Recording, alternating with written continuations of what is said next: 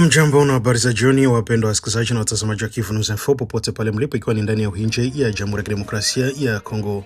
Tunakaribisha tena kuungana nasi katika matangazo yetu ya jioni yaliyoko ni Jumamosi tarehe 18 Julai mwaka 2026. Ni furaha kuwa tena na katika muda huu wa kuletea habari muhimu zinazojiri ndani ya nje ya Jamhuri ya Kidemokrasia ya Kongo. Na leo tumekuandalia taarifa za kina kuhusu hali ya usalama mashariki mwa nchi, maendeleo ya kisiasa pamoja na matukio mengine makubwa yanaendelea kuvutia hisia za wananchi. Miongoni mwa habari kuu, wapiganaji wa M23 wanaendelea kujisalimisha kwa wazalendo katika wilaya Masisi na kukabidhi silaha zao. Huko Goma, taarifa zinadai kuwa kuwepo kwa harakati za wanajeshi karibu na uwanja wa ndege, huko Ituri kukiendelea kushuhudiwa hali ya taharuki katika eneo la Marabo. Mjini Kinshasa, Senko na ICC wanaendelea na mashauriano ya kisiasa kuhusu maandamano yaliyopangwa kufanyika Julai tarehe 22. Mimi ni Tereje Longo na asante sana kwa kuendelea kuungana nasi kupitia Kivu News Info. Naendelea kujuza tu kwamba kila kitu tunaendelea kuwaletea matangazo yetu tukiwa mashariki mwa Jamhuri ya Kidemokrasia ya Kongo. Na basi kama leo ndio mara kwanza unakutana nasi kupitia mtandao wa YouTube, basi kabla ya chochote kile kisha umesubscribe, kule comment na kushare na kwa lugha unasema kujabone, kuemea vile na kupartager, kuendelea kusambaza habari kwa walio wengi zaidi. Na basi kama tayari utakomeshafanya hivyo, acha tuendelee kusema asante sana kwa kuchagua Kivu News Info kama kituo chako chema cha matangazo.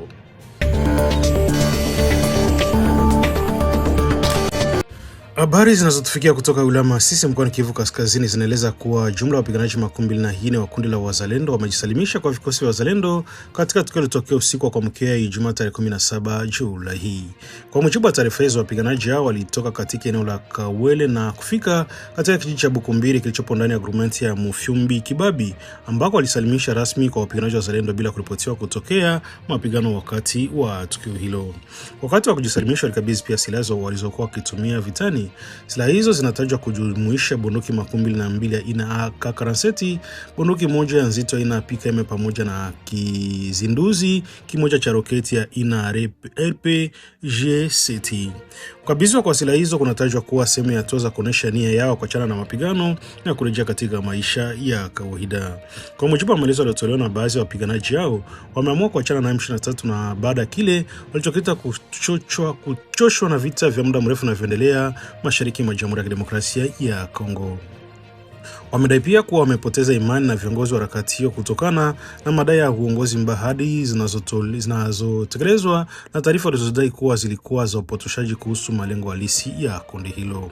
Wapiganaji hao wanasema kuwa walishuhudia hali ngumu ya maisha ndani ya kundi hilo pamoja na madhara makubwa ambayo vita vinaendelea kusababisha kwa wananchi wa kawaida. Kwa sababu hiyo wameamua kuweka silaha chini na kutafuta njia ya kuchangia kurejesha amani badala ya kuendelea kushiriki katika mapigano. Baada ya kusalimisha, wametoa wito kwa wapiganaji wengine wa M23 ambao bado wako mstari wa mbele kuiga uamuzi wao.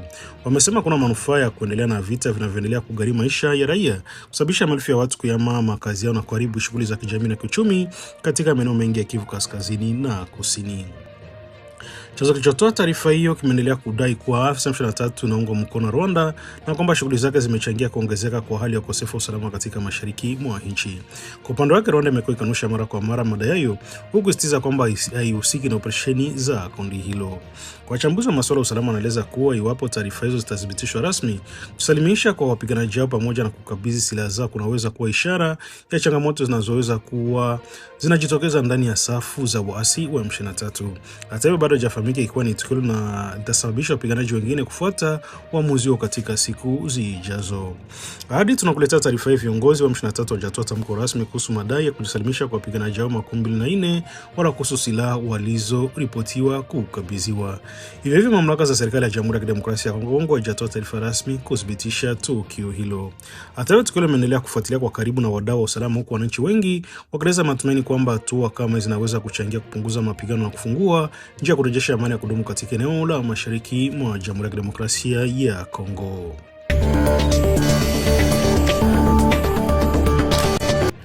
Hali ya usalama inaendelea kuzua wasiwasi katika wilaya Masisi mkoani Kivu Kaskazini baada ya kuripotiwa tukio jipya la uporaji uliolenga waendesha pikipiki katika eneo la Kafusi karibu na mji wa Nyabiondo. Kwa mujibu wa taarifa kutoka eneo hilo, watu wenye silaha walivamia kundi la waendesha pikipiki walikuwa wakifanya shughuli zao za kila siku za kusafirisha abiria na mizigo. Washambuliaji hao waliwazuia njiani kabla ya kuanza kuwapora fedha taslimu pamoja na mali mbalimbali walizokuwa nazo. Katika video inayosambazwa kwenye mitandao ya kijamii, baadhi ya wasirika wanaonekana wakisimulia kwa huzuni yaliyowakuta. Wanasema waliamriwa kulala chini huku wakitishiwa kuwa silaha kuisha kuporwa kila walichokuwa nacho. Bana fedha taslimu walizokuwa nazo mkononi walinganyanganywa, pia simu za mkononi, nyaraka muhimu, nguo na hata viatu walivyokuwa wamevaa. Kwa sababu wanasema hasara waliyopata ni kubwa, wakieleza kuwa kiasi cha mamilioni ya pesa za Kongo kilichukuliwa na watu hao wenye silaha. Wengi walikuwa wametoka kukusanya mapato yao ya kazi kila siku, anaacha bila chochote na kufanya washindwe kuendelea na shughuli zao za kujipatia riziki. Kwa mujibu wa ushuhuda huo wao, matukio ya aina hiyo yamekuwa kijirudilia mara kwa mara katika barabara zinazozunganisha vijiji na maeneo ya Nyabiondo. Wanasema kila siku fanya kazi kwa hofu ya kukutana na watu wenye silaha, jambo linalotishia usalama wao pamoja na abiria wanaosafirisha. Waendesha pikipiki wamezitaka mamlaka husika pamoja na wadau wanaohusika na masuala ya usalama kuchukua hatua za haraka ili kulinda maisha ya raia na mali zao. Wanasema ukosefu wa usalama unaendelea kuzofisha shughuli za biashara na usafiri katika eneo hilo, huku wananchi wengi wakikosa uhuru wa kusafiri kutokana na hofu ya kushambuliwa. Kafusi ni maeneo mengine yanayozunguka Nyabiondo na ni miongoni mwa sehemu ambazo kwa sasa zinaripotiwa kuwa chini ya udhibiti wa muungano wa waasi wa M23. Kutokana na hiyo, wakazi wanasema matukio ya uporaji, unyangaji na vitendo vingine vya uhalifu yameongezeka katika miezi ya karibuni, jambo linaloendelea kuongeza mateso kwa raia. Hadi tunakuletea taarifa hii, hakuna tamko rasmi lilotolewa kuhusu tukio hilo wala kuna taarifa kuhusu kukamatwa kwa wahusika. Wakati wananchi wa Masisi wanaendelea kutoa wito kwa kurejeshwa kwa usalama ili waweze kuendelea na shughuli zao za kila siku bila hofu ya kushambuliwa au kupokonywa mali zao. Yo hapa Mkafusi, tuko Mkafusi. Wametujaga vitu vyote vimeenda kabisa. Motari njoo hapa, mizigo yote imeenda, mafuta zote zimeenda. Sasa njoo wanatoka hapa, sasa njoo wanatoka wanaenda kabisa. Njoo wamebeba vitu vyote kabisa. Motari njoo hapa, kuko beba arudia Nyabiondo, makuta zote zimeenda. Maana hapa mtu njoo ametaka kufa, kumetoka kifo kabisa. Motari hapa niko hapa kabisa, motare wote hapa. Mabeba yangu magodio maramu amebeba yote. Kupiga graph, wamenipiga cross mo. Kuna motare amebeba mamioza kuuza mayai. Bosi asimkoroge. Yote limeenda bosi yangu, yote limeenda. Yote kabisa. Ona motoza paki. Usaidie mwa ya sumu. Taarifa kutoka vyanzo vya ndani mjini Goma mkoani Kivu Kaskazini zinadai kuwa msafara wa malori 15 aina ya Fuso yalikuwa yamebeba wanajeshi wanaodaiwa wa jeshi la Rwanda maarufu kama RDF umeonekana kuingia katika eneo la uwanja wa Goma baada ya kutoka upande wa wilaya ya Masisi. Kwa mujibu wa chanzo kilichopo katika mtaa wa Kaembe unapatikana na uwanja wa ndege wa Goma na pia ukiwa karibu na mpaka wa Jamhuri ya Kidemokrasia ya Kongo na Rwanda, malori yale yawasili ndani ya uwanja huko katika muda wa hivi karibuni. Chanzo hicho kinasema kwa malori yalikuwa yamejaa wanajeshi pamoja na vifaa vya kijeshi, ingawa idadi kamili ya askari walikuwemo haijaweza kudhibitishwa. Chanzo hicho kinaendelea kudai kuwa kuna uwezekano wa wanajeshi hao kuvuka mpaka kuelekea upande wa Rwanda wakati wowote, kikieleza kuwa katika siku za saa za hivi karibuni magari mengine ya kijeshi yanadaiwa kutumika kusafirisha wanajeshi wa Rwanda yanaonekana akivuka kupitia eneo la mpaka linalojulikana kama Borne 14 ambalo ni moja ya maeneo yanaunganisha Goma na mji wa Gisenyi nchini Rwanda. Madai yanakuja wakati ambako usalama mashariki mwa Jamhuri ya Kidemokrasia ya Kongo unaendelea kuwa tete, huku mapigano kati ya jeshi la Jamhuri ya Kidemokrasia ya Kongo, makundi ya wazalendo na waasi wa M23 yakaendelea kuripotiwa katika maeneo mbalimbali ya Kivu Kaskazini. Harakati zote za vikosi vya kijeshi katika maeneo mpakani zimekuwa zikifuatiliwa kwa karibu kutokana na athari zake kwa usalama wa raia. Katika miezi ya hivi karibuni, serikali ya Jamhuri ya Kidemokrasia ya Kongo imeendelea kuishtumu Rwanda kwa kuunga mkono waasi wa M23 na kutuma wanajeshi wake kupigana ndani ya ardhi ya Kongo. Rwanda kwa upande wake imekuwa inaendelea kukanusha mara kwa mara tuhuma hizo, ikisisitiza kuwa ihusiki na operesheni za kijeshi za waasi wa M23 ndani ya ardhi ya DRC. Wachambuzi wa masuala ya usalama wanaeleza kuwa taarifa za harakati za kijeshi katika maeneo ya mpakani zinahitajika kudhibitishwa kwa umakini kutokana na unyeti wake. Wanasema ni muhimu kwa mamlaka husika kutoa taarifa rasmi ili kuondoa sitofahamu na kuwapa wananchi taarifa sahihi kuhusu hali halisi ya usalama. Hadi tunakuletea taarifa ya hakuna tamko rasmi lilotoka kwa jeshi la Jamhuri ya Kidemokrasia ya Kongo wala serikali ya Rwanda linalothibitisha madai yao ya kuenea kwa malori pamoja na wanajeshi wa kwa RDF katika eneo la uwanja wa ndege wa Goma. Hata hivyo, taarifa hizi zinaendelea kutegemea ushahidi wa vyanzo vya ndani na zinasubiri udhibitisho rasmi kutoka kwa mamlaka zinazohusika. Wakati wakazi wa Goma na maeneo ya mpaka wanaendelea kufuatilia kwa karibu maendeleo ya hali ya usalama, wanatumai kwamba juhudi za diplomasia na kijeshi zitaweza kupunguza mvutano na kurejesha utulivu katika eneo la mashariki mwa Jamhuri ya Kidemokrasia ya Kongo.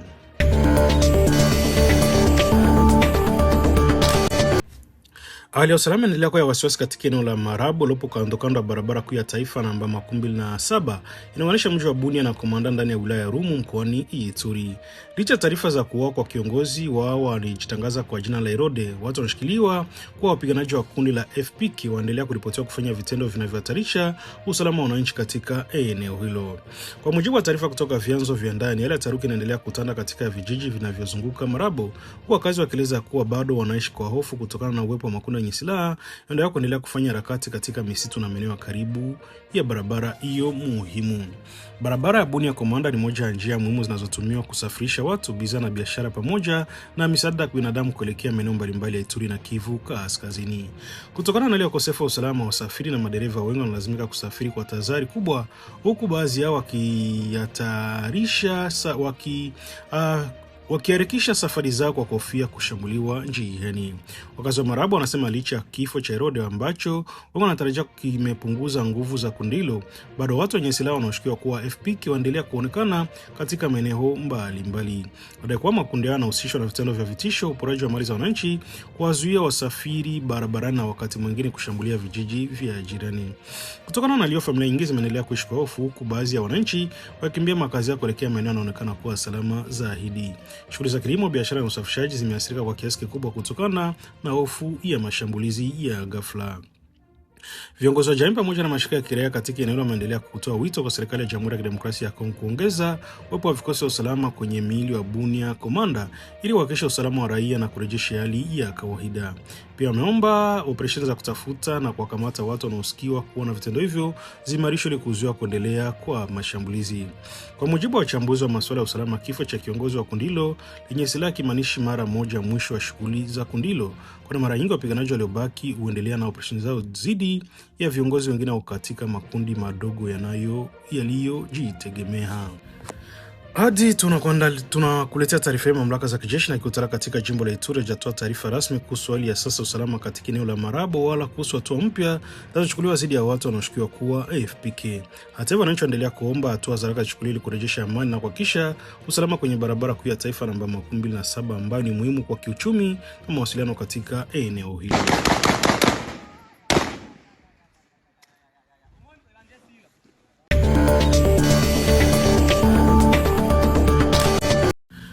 Katika juhudi za kuunga mkono mchakato wa mazungumzo ya kisiasa nchini Jamhuri ya Kidemokrasia ya Kongo, Baraza la Maaskofu Katoliki nchini DRC SENCO pamoja na Kanisa la Kristo nchini Kongo SSC wamekutana na viongozi wa muungano wa vyama vya upinzani unaojulikana kama C64 ili kujadili uwezekano wa kuahirishwa kwa maandamano yaliyopangwa kufanyika tarehe 22 Julai. Kwa mujibu wa taarifa iliyotolewa na SENCO, mkutano huo ulifanyika leo Jumamosi tarehe 18 Julai katika makao makuu ya jimbo kuu la Katoliki la Kinshasa. Lengo kuu la mazungumzo hayo ilikuwa ni kuomba viongozi wa C64 wakubali kwa hiari yao kuahirisha maandamano hayo ili kutoa nafasi kwa mchakato mpya wa mazungumzo ya kisiasa uliotangazwa na rais wa Jamhuri ya Kidemokrasia ya Kongo. Tunafuata tangazo la mkuu wa nchi kuhusu kufunguliwa kwa mazungumzo jumuishi yatakayoleta pamoja wadau mbalimbali wa kisiasa, kijamii na kitaifa kwa lengo la kutafuta suluhisho la changamoto zinazokabili taifa, hususan masuala ya usalama mashariki mwa nchi, hali ya kisiasa na mchakato na mshikamano wa kitaifa. Katika mkutaba huo, SENCO na SSC zimetajwa kuwa miongoni mwa taasisi zinazotarajiwa kuwa wapatanishi wakuu katika mchakato huo wa mazungumzo. Taasisi hizo mbili za dini zimekuwa na historia ya kushiriki katika juhudi za kutafuta suluhisho la mgogoro za kisiasa nchini, zikiwemo mazungumzo yaliyowahi kuzaa makubaliano ya Mtakatifu Silvester mwaka 2016. Kwa mujibu wa Senko, mkutano wa viongozi wa C64 ni sehemu ya mfululizo wa mashauriano yanayoendelea kufanyika na wadau mbalimbali wa kisiasa nchini. Mazumuni ya mashauriano hayo ni kujenga mazingira kwa kuaminiana kati ya pande husika na kuhakikisha kuwa mazungumzo yaliyotangazwa yanashirikisha makundi yote muhimu bila ubaguzi. Kwa upande wa viongozi wa muungano wa upinzani, C64 wasitiza ombi la Senko na SSO ingawa hadi wakati wa taarifa hii inaandaliwa au kuwa na tamko rasmi lilotolewa kuhusu iwapo maandamano yatayarishwa au yataendelea kama ilivyokuwa imepangwa. Wachambuzi wa siasa wanaeleza kuwa uamuzi wowote utakuchukuliwa na C64 unaweza kuwa athari kubwa kwa hali ya kisiasa nchini katika siku zijazo. Wanasema ikiwa maandamano yatayarishwa, hatua inaweza kutoa nafasi kwa mazungumzo kuanza tena katika mazingira utulivu. Hata hivyo, ikiwa yanaendelea, changamoto kuwasisitiza kuwasisha haki ya wananchi ya kuandamana na juhudi za kuanzisha mazungumzo ya kisiasa inaweza kujitokeza. Wananchi na wadau mbalimbali endelea kufuatilia kwa karibu maendeleo ya mashauriano hayo, wakiamini kuwa pande zote zitatanguliza rasmi maslahi ya taifa, amani na mshikamano na wananchi. Wengi wanaamini kuwa kupitia mazungumzo ya wazi na jumuishi bila kila upande, DRC inaweza kupata suluhisho la kudumu kwa mgogoro wa kisiasa na kiusalama ambao endelea kuathiri maendeleo ya nchi. Hadi tunakuletea taarifa hii. Senko na SSO zimeeleza kuwa zitaendelea na mashauriano yao na wadau wengine wa kisiasa na kijamii katika siku zijazo kama sehemu ya maandalizi ya mchakato wa mazungumzo jumuishi yaliyotangazwa na Rais wa Jamhuri ya Kidemokrasia ya Kongo.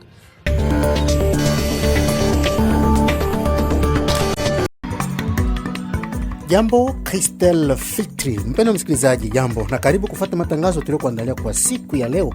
Kwanza vichwa vyake. Zaidi ya watoto wagonjwa 2000 waathirika wa ndui waliripotiwa mtaani Punia. Tayari kampeni ya chanjo ya kupiganisha ugonjwa huo yapangiliwa. Wakati huo hali sio shwari pa Marabo, ikiwa mafiaturiano yaliripotiwa hii Jumatano kati ya jeshi la taifa na wanamgambo wa kikundi kishikao silaha ya FPIC kisha kuuawa kwa kiongozi wao. Na madereva wanaotumia barabara ya kiserikali nambari 1 kutokea Kongo Central hadi Kinshasa walaani manyanyaso wanaopitia hasa chungu nzima ya vizuizi na kodi zisizo na hesabu. Haya na mengine yatakujia punde kwa urefu. Mpendwa msikilizaji, kaa nasi.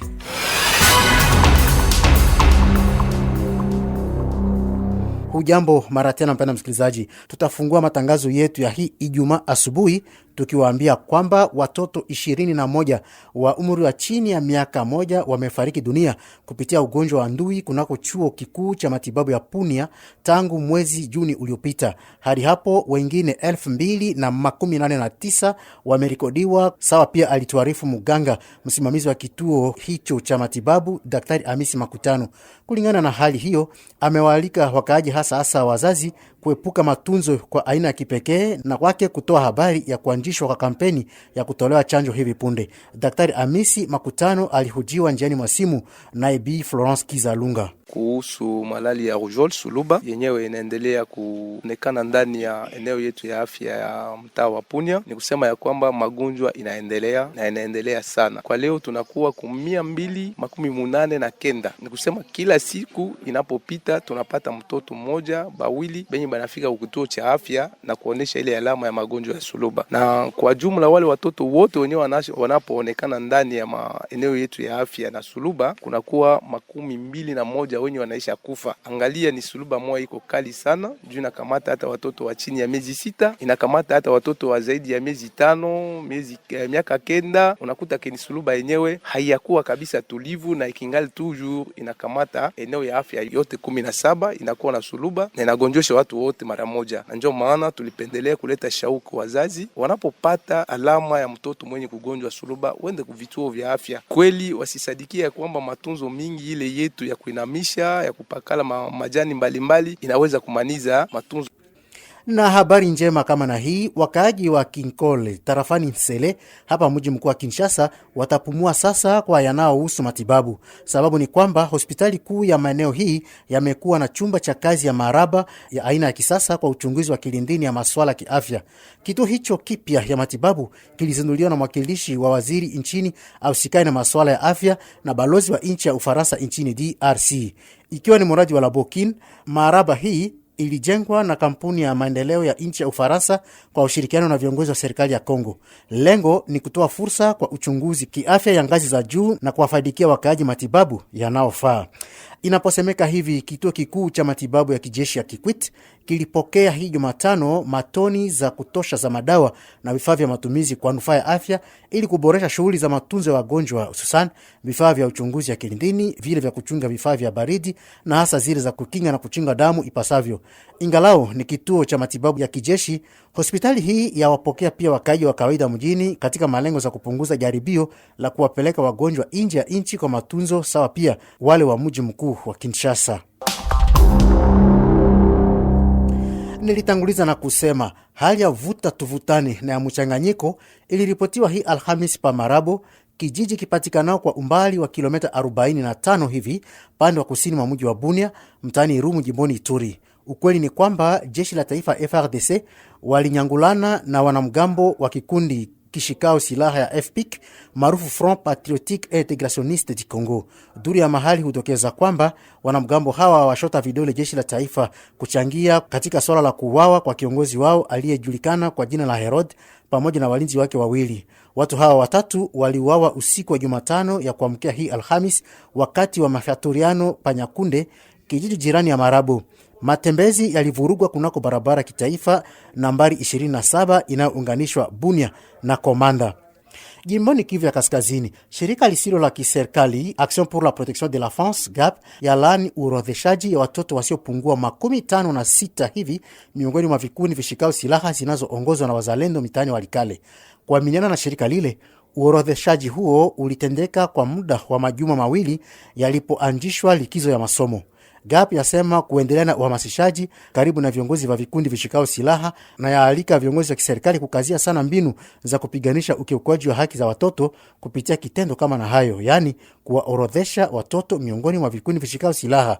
Bayomba Mishiki Bams, mkurugenzi wa GAP, alijadiliana na Bernard Nyangi. Tumeweza kuona watoto wameingia katika gundi la jeshi katika miji mbalimbali sawa Kilungu, Ntoto, Biungu, Nzindo, Mungote, Nsengu, ndani ya gundi la jeshi la Uhuru ambayo inapatikana katika groupement Walo Roba sekta de Wanyanga kiongozwa na General Mashit. Wengine nao wanapatikana katika gundi la jeshi la Kalumendo huko Tebero, watoto 56 katika gundi za jeshi depuis wafunge masomo le 2 juillet. Na watoto hao tumeweza kuwasogelea, wanatuambia kusema kama wameweza kuingia katika gundi za jeshi kwa ajili ya kutafuta vifaa vya masomo, waone kama wataweza kusoma namna gani mwezi wa kenda. Tumeweza kusogelea wakuu viongozi wote wa mtaa wa Walikale kusema kama nao wataendelea fanya lobbying ili wale watoto waweze kutoka katika gundi la jeshi. Nafasi ya mtoto haiko kubakia katika gundi la jeshi, nafasi ya mtoto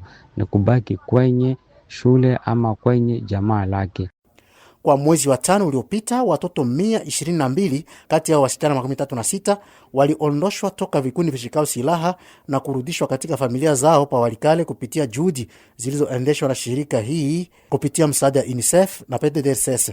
GAP yavunjika moyo kuona kwamba uorodheshaji ya watoto miongoni mwa vikundi vishikao silaha yaendelea ingalao mikataba zilizosahiniwa na vikundi vishikao silaha kadhaa, hususan Uhuru na Raia Mtomboki. Tutaendelea na habari, tunakuarifu kwamba hali ya kuishi ya kuwa magumu zaidi tena kwa maelfu ya wajamii wakimbizi ambao walirudi makwao mkoani Mbinga Nord tumepatikana mtaani Kalehe, jimboni Kivu Kusini, ikiwa walikaribishwa katika familia ya upokezi kwa muda kunako vijiji sawa pia Mukwija, Kinyezire, Ruhunde, Chibimbi, Karango, Mweha, Nyabibwe na Bujuki. Familia hawa watabika kwa kujichukumia.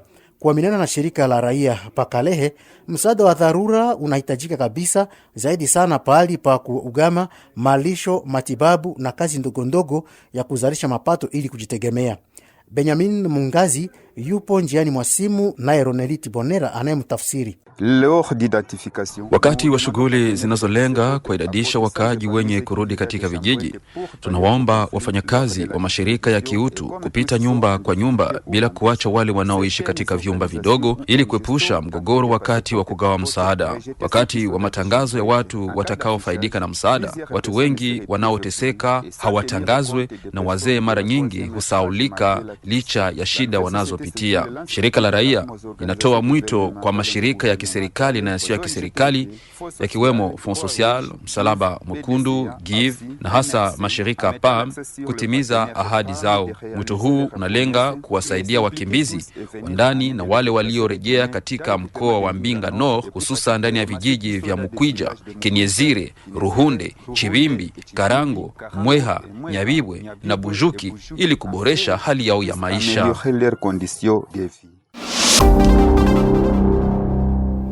Na kwa habari zingine, chungu nzima ya vizuizi ya uchunguzi barabarani, maelfu za kodi, madereva wanaotumia barabara ya Kongo Central kuendea Kinshasa walaani manyanyaso ambao wako wahanga kunako barabara hii kitaifa nambari 1. Kwa mfano pa Mitendi na Matadi Kibala, hawa walaani umati ya wafanyakazi wa vyumba kadhaa ya serikali kwa ajili ya uchunguzi, kuwasimamisha mara kwa mara kwa vizuizi nyingi na malipo ya kodi ambazo haijulikani sababu wala yanapoenda. Ikiwa hali hii ya wavurugia mwendo njiani, hawa waomba kwa wakuu viongozi kuingilia kati. Elise Kavira atuarifu zaidi. Madereva wa teksi za kusafirisha abiria na mizigo wanalalamika kuhusu matatizo wanaokutana nayo kwenye barabara kuu ya kwanza kati ya Mitendi na Matadi Kibala. Dereva mmoja anaeleza kwamba katika kila sehemu wanapokutana na polisi wanawaomba pesa nyingi. Pia wanalazimishwa kulipa ushuru unaoitwa interurbain wa $30 za Marekani, tiketi ya maegesho na malipo mengine mingi njiani. Mama huyu anayesafiri kutoka Boma kwenda Kinshasa anaeleza kwamba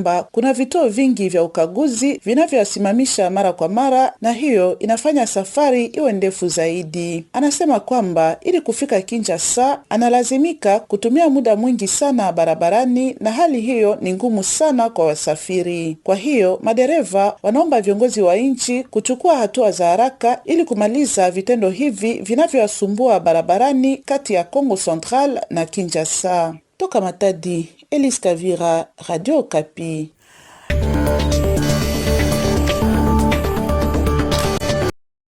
Asante sana mpendwa msikilizaji na mtazamaji wa Kivu News Info, na hivyo ndivyo ilikuwa taarifa zetu za habari ya jioni ya leo.